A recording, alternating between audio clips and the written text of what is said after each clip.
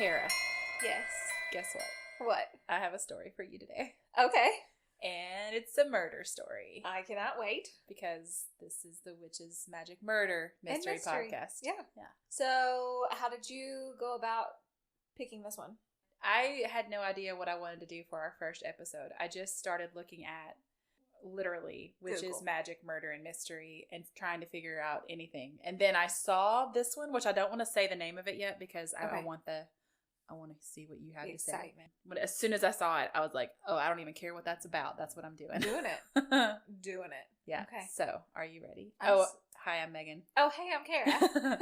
This story today is about the Kentucky Vampire Clan. Huh? There's vampires in Kentucky? There are. What? There are vampires. Apparently so. Like a clan. Like a big clan? Well, that is undetermined. Okay. I'm also not clear on if it's still around. I was going to say, do we know if they still exist? This is in Murray, Kentucky. Okay. Do you know where Murray is? Nope. No. clue. We might have to. I'm positive. I don't know if I want to Google it. I don't Actually, want to no. go there. This doesn't make me want to go there. No.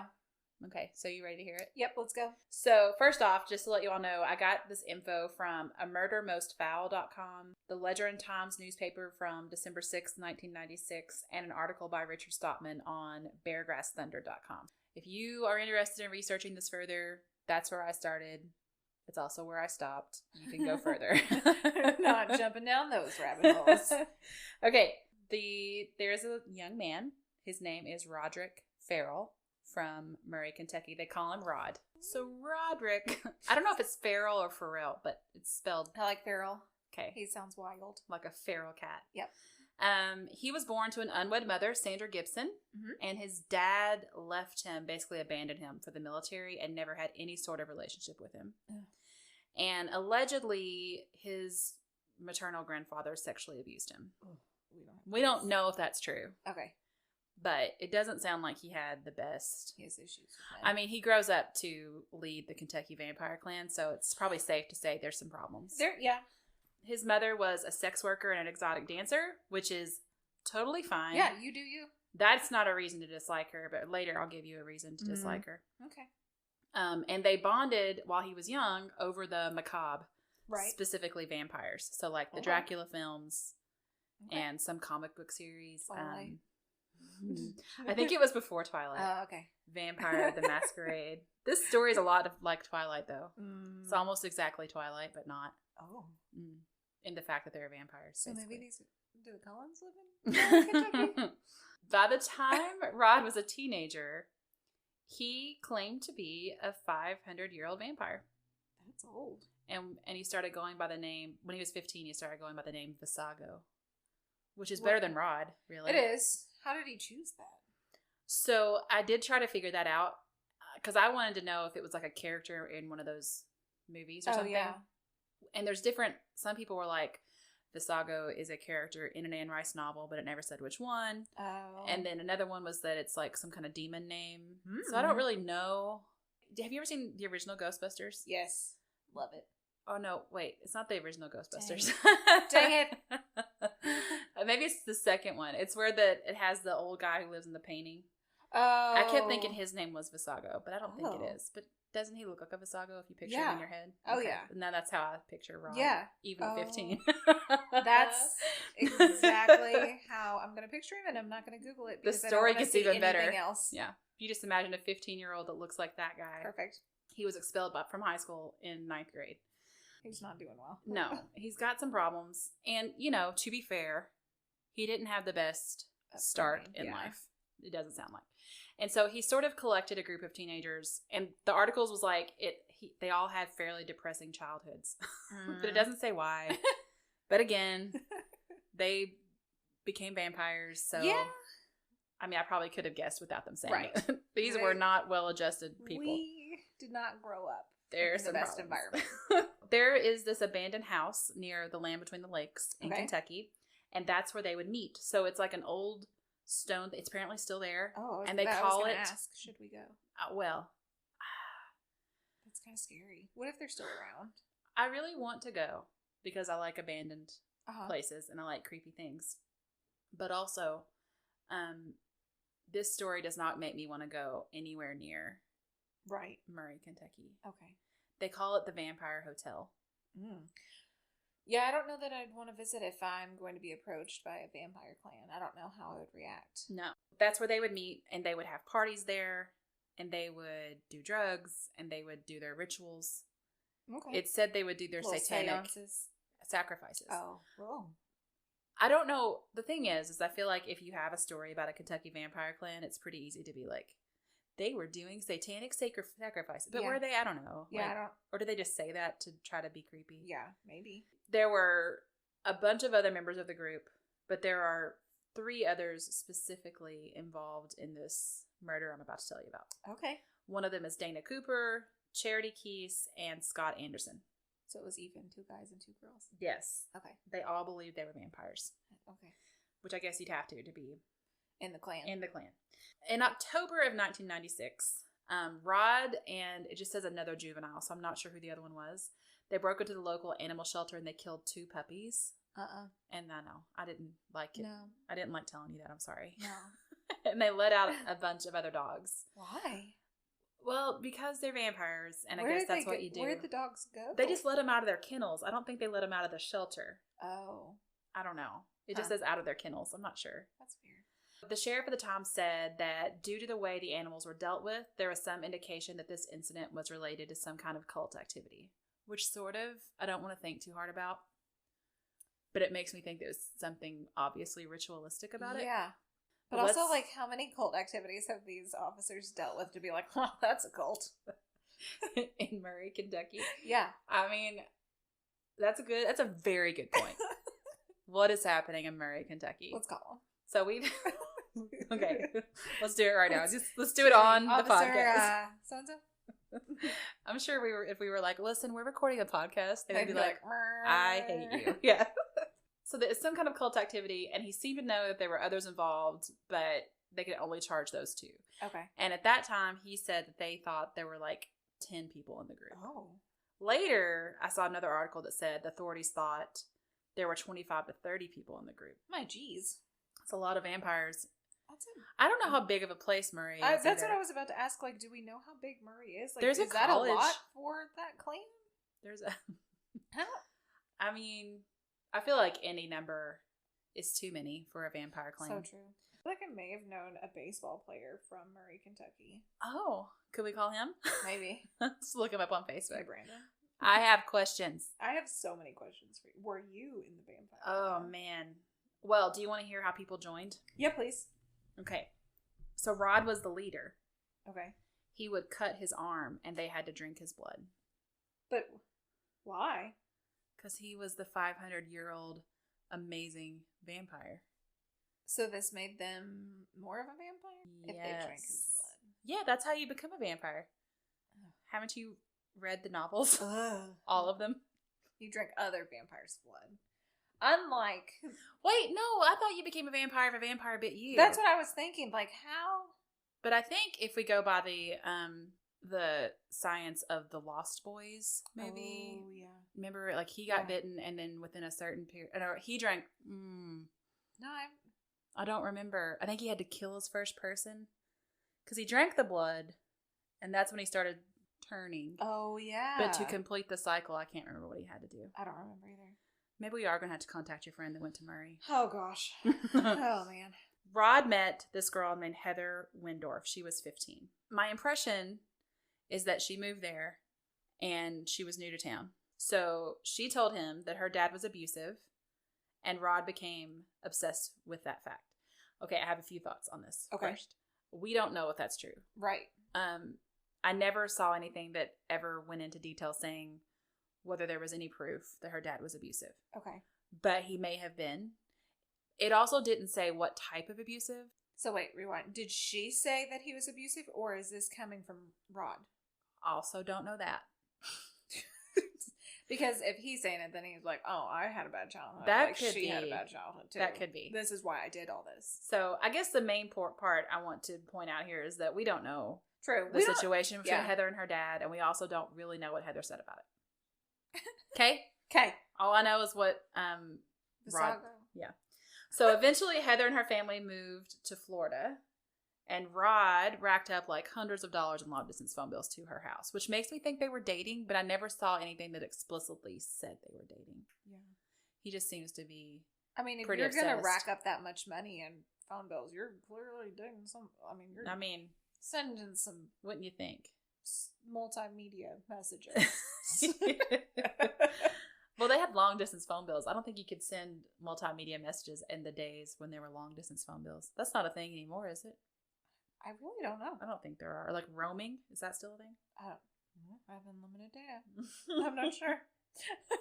Remember when you could only call people after 9 o'clock? Oh my gosh. Hey, I'm going to call you for 10 seconds. Call me back at this time. So I can have the phone first.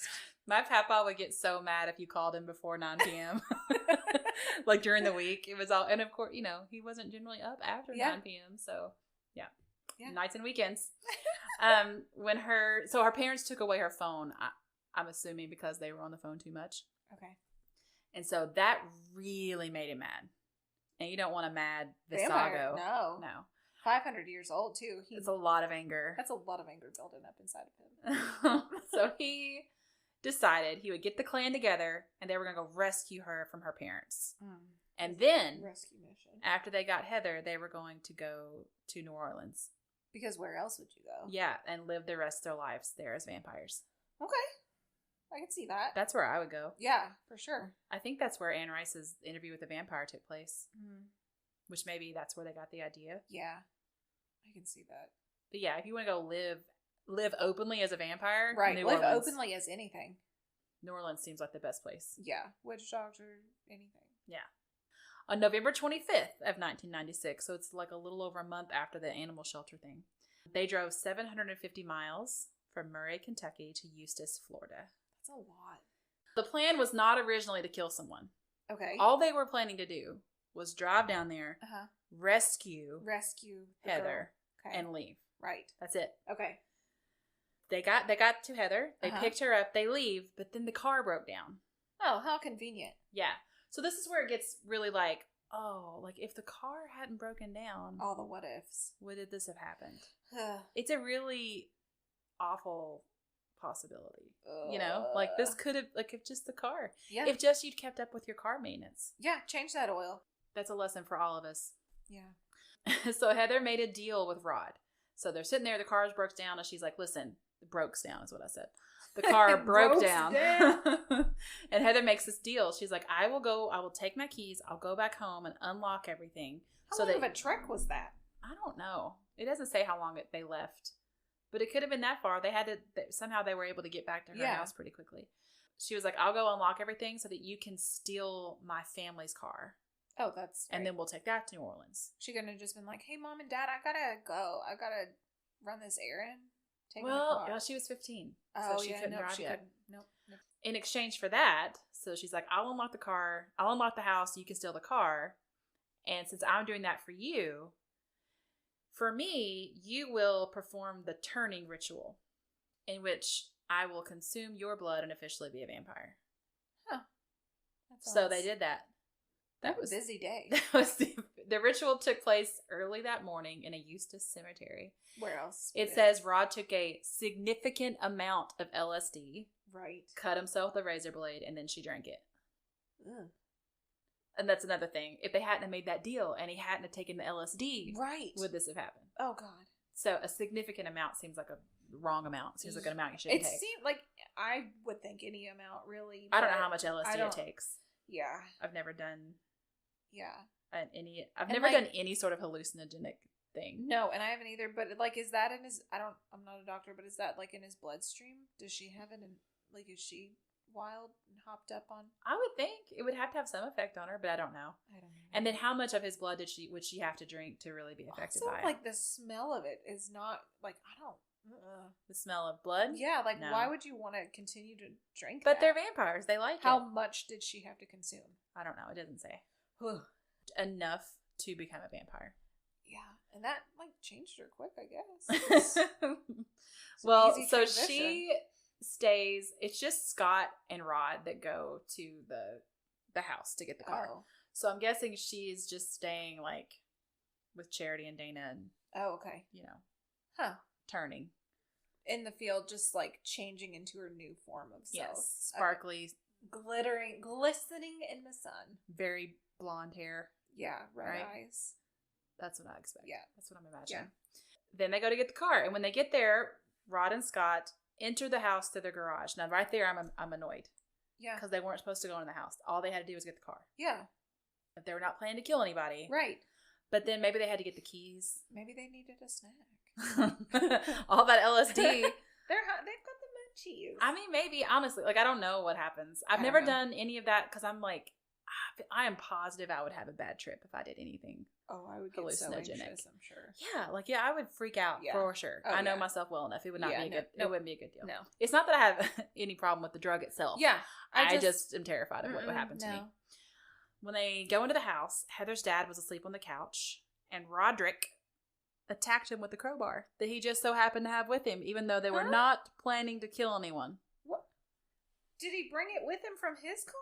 What's he doing? Totally a peaceful mission, Kara. Oh my gosh. But they decided to go in the house with a crowbar. What on earth? They hit him in the face 22 times. I'm sorry for telling you. What? I'm sorry. 22? That's 22 times in the face with a crowbar. It's awful. Took an axe, gave nope. Her mother 40 whacks. When she saw what she had done, yeah. Gave her father 41. 41, so that's worse.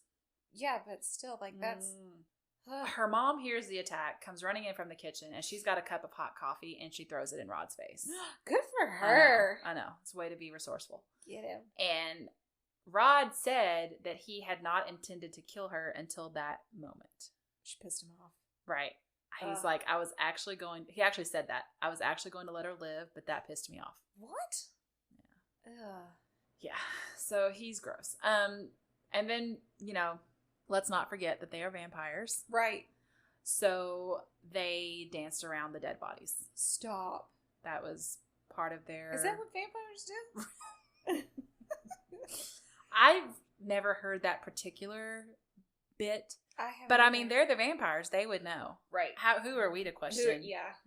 He's been a vampire for 500 years, Kara. Studied up on this. No. Mm-mm. They also stole a bunch of stuff, including the family's Ford Explorer.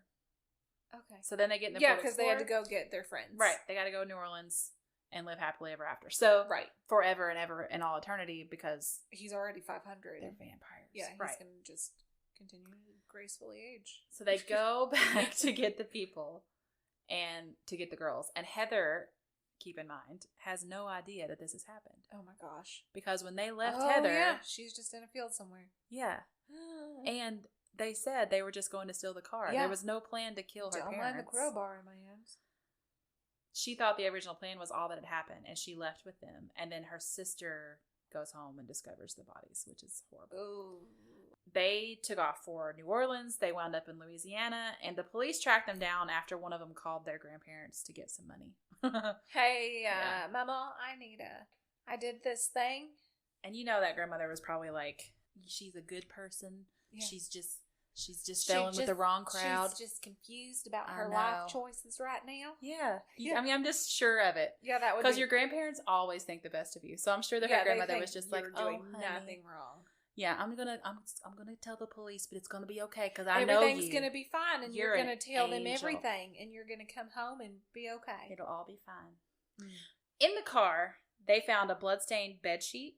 Okay. Which at first I thought was from the murder, but then I started thinking I bet it was from the turning ritual.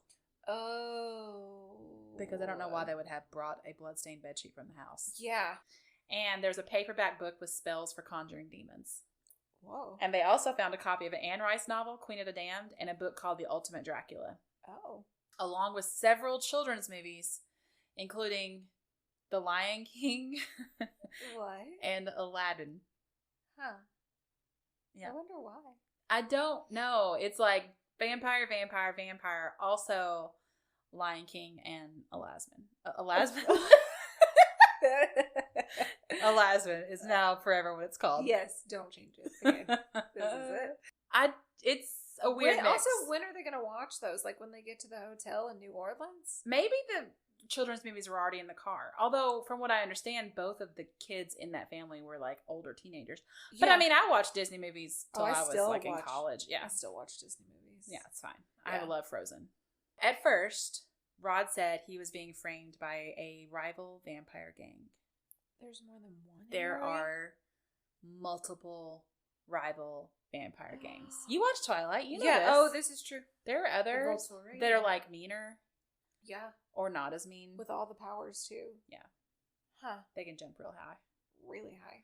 Eventually, he dropped that and pled guilty. And he was sentenced to death. And from 1998 to 2000, he was the youngest person on death row in Florida. But now he's off death row because the law changed and they changed his sentence to life in prison because of his age at the time of the crime. Oh. So, since he was a minor. Because I think he was 16 when all this happened. Oh, yeah. Mm-hmm. Scott Anderson, who was the one that went into the house with him, he got 2 life sentences in prison. But that was amended to 40 years because there's like some question about how much involvement he actually had in the murder. And apparently, according to Scott, he tried to calm Rod down in the middle. Visago. Tried to calm Visago down mid-crazy crowbar attack. Which, I mean, to be fair, can you imagine what you would do? Going into a house and being like, and your buddy just starts beating the hell out of somebody with a crowbar to the face. And you're just like, wow. What is happening? Right. Were they expecting the parents to be home? I think so. I don't know what time of day it was. Like, the dad was asleep, but the mom was getting coffee. So was it early in the morning or, I don't know, middle of the night? I don't know. Charity got 10 years and Dana got 17 years. I have no idea why, because they weren't involved in the murder unless it's just the theft of the car. Yeah. And maybe, like, aiding and abetting. Yeah, like not turning them in. Yeah. Harboring a fugitive now. Maybe. I mean, Heather, the daughter, she was not charged with anything, which I am happy with. Yeah. Because my impression is that poor Heather, like Memo said, she got caught up with the wrong crowd. She met the wrong boy. She moved to that town and met this boy, and he's like, I'm a 500-year-old vampire. You've been abducted by your family. Oh, I know everything. I'm so wise. Ew. I feel like he was probably pretty overbearing. Yeah. This is the part that you're gonna, let's go back. Remember how I told you that we're not gonna like his mom? Right. The year after the murder, after her son has been convicted, he's committed this murder. Okay. Where he thought he was a vampire. That whole thing. Okay. When Sandra, the mother, was 34, she was charged with criminal solicitation to commit rape in the 3rd degree and criminal solicitation to commit sodomy in the 3rd degree when she was caught writing love letters to a 14-year-old boy. Huh? Her son would only be, 17? Yeah. 18-ish? Ew. In those letters, she talked about wanting him to cross her over while having sex. Huh. Do you know what that means?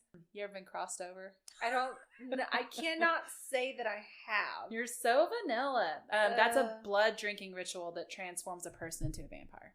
Oh, and he's responsible for doing that for her. Yes, because I guess she believed that he was a vampire. And he was going to take over the clan? I guess she knew, I'm not a vampire, but I can become one. Okay. And maybe she thought this boy was a 100-year-old vampire. Right. Ugh. So it had an excerpt from her letter. I'm just going to read it. Okay, it's great. I longed to be near you for your embrace. Yes, to become a vampire, a part of the family, immortal and truly yours forever. I only hope that one day you will once again return to Murray. You will then come for me and cross me over, and I will be your bride for eternity. This is my favorite part. And you, my sire. I don't like her. There's 14 my sire! There's 14-year-old kids in my neighborhood that set fireworks off at tree stumps. What about that says, let me send you some love letters? I can't imagine. No. I can't. I just... And then her attorney defended this as free speech protected by the First Amendment. Where'd he come from? It's her right, Kara. To say what she wants. She can write whatever she wants to. She's just being expressive. It's her right. Good God. And that is the story of the Kentucky Vampire Clan. I told you, it's a rough one. There's a lot of grossness about it. So it seemed perfect for our first episode. Yes, I love it. What is your next episode going to be about? I'm doing a Kentucky mystery. Some extraterrestrial mysteries. Nice. Yes. Nice. Okay, so guys, if you liked this episode, you can subscribe, listen to more, share with your friends. You can also find us on Instagram. Our personal ones are at Megan_Whitmer. And I'm at Oaken, Maine. And then our podcast one is at Witches Magic Murder Mystery on Instagram. Yes, so give us a follow, share our stuff, and we'll see you next time. Bye, guys.